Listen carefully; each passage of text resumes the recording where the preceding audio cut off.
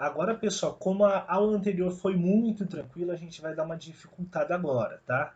Vamos continuar com as regras dos corredores. Nós vamos falar hoje sobre as regras das aproximações, tá bom? Pessoal, esse é um conceito que vai ser bem legal para vocês aprenderem, tá bom? Então, prestem muita atenção. A primeira aproximação, regra de aproximação que a gente vai aprender é a frontal. Então, nós temos um ambiente que é um ambiente que se propõe acessível, tá? Destinado a receber as pessoas que têm dificuldade de locomoção, né? Mobilidade reduzida, entre elas os cadeirantes. E aqui neste exemplo aqui, que é o de aproximação frontal, nós temos algumas regras que devem ser respeitadas quando nós formos atender a este público, tá? A primeira regra que nós temos que aprender sobre a aproximação frontal é o que é essa bendita aproximação frontal, né? Então vamos lá. Nós temos aqui o nosso usuário, tá bom? E nós temos o cômodo em que esse usuário está localizado, tá bom? Quando nós falamos regra da aproximação, nós queremos dizer regra da aproximação do usuário até a porta.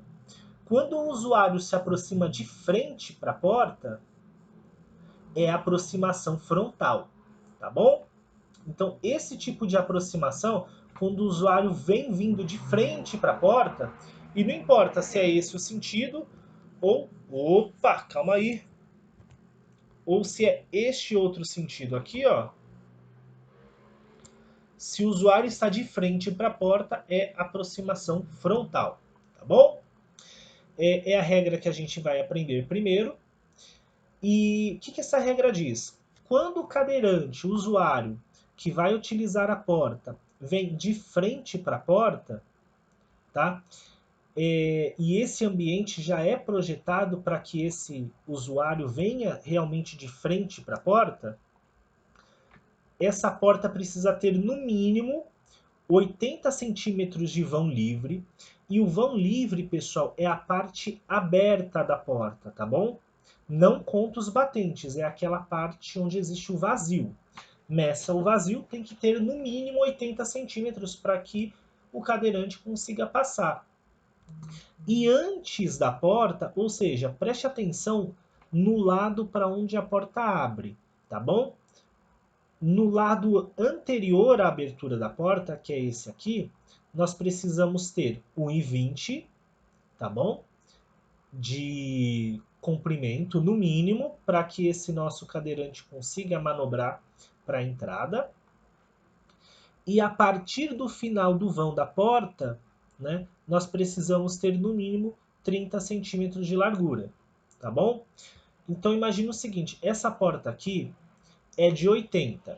Então, esse retângulo imaginário que a gente vai ter que projetar, completamente vazio, para que o usuário consiga manobrar, vai ser 120 de altura, tá bom? E 80 mais 30 de comprimento. Então, vai ser 1,20 por 1,10, tá bom? Agora, se essa porta aqui fosse de 90, ia ser 1,20 por 1,20, porque eu ia somar o vão livre da porta mais 30, ok? Isso é o lado anterior à abertura da porta. Agora, o lado posterior, pessoal, é diferente, tá?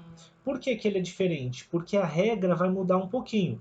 Ao invés de 1,20, nós precisamos de 1,50, tá bom? E ao invés de 30 centímetros a mais, nós precisamos de 60, tá? Então todo esse retângulozinho aqui precisa ser uma área completamente vazia, tá? Não pode ter nada aqui que impeça ou atrapalhe o nosso cadeirante de poder manobrar, de poder se movimentar. Então essa foi a aproximação frontal. Nós vamos partir para a aproximação lateral, né? A aproximação lateral está mais simples da gente entender, tá bom? Então eu vou recortar aqui para que eu consiga dar um zoom com uma facilidade maior no nosso desenho, tá bom? Então, imagina o seguinte, nós temos dois corredores, tá bom? Opa, tá aqui.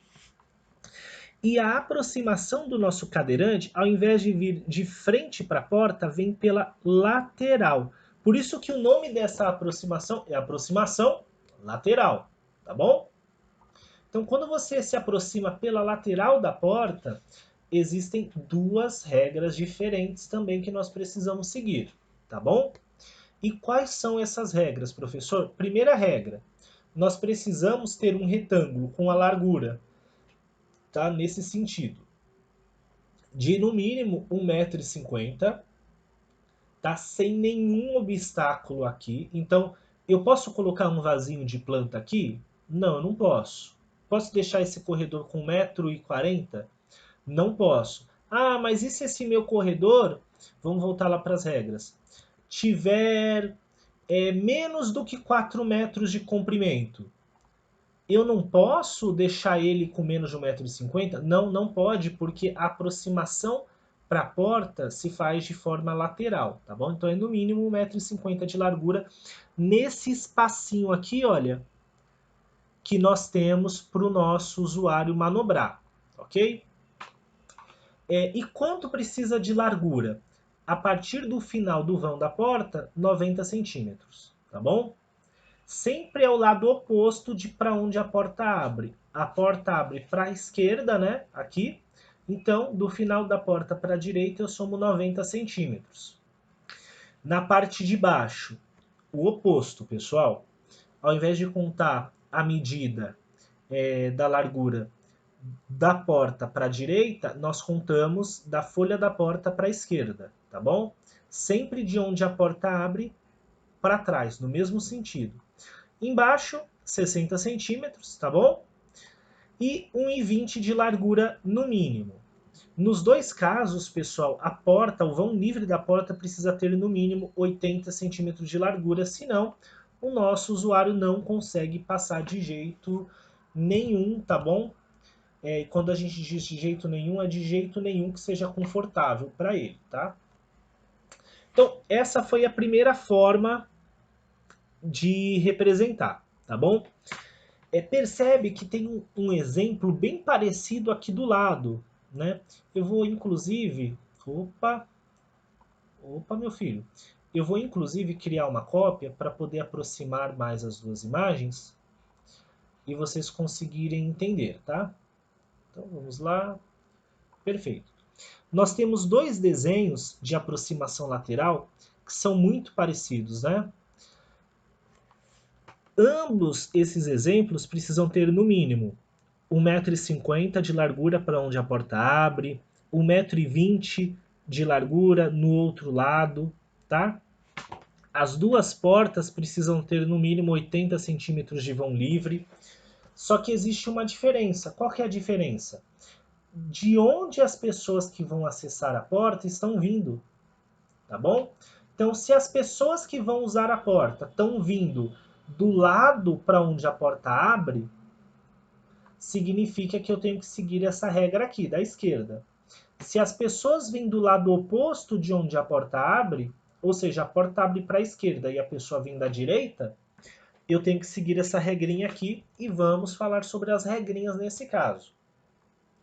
Nós vamos ter as mesmas larguras do corredor, tá bom? Isso não muda, só que ao invés da parte de baixo de eu ter 60 centímetros a mais para a esquerda, nesse retângulozinho vazio, esse retângulozinho vai ser para a direita. E na parte de cima, a largura é a mesma, ok?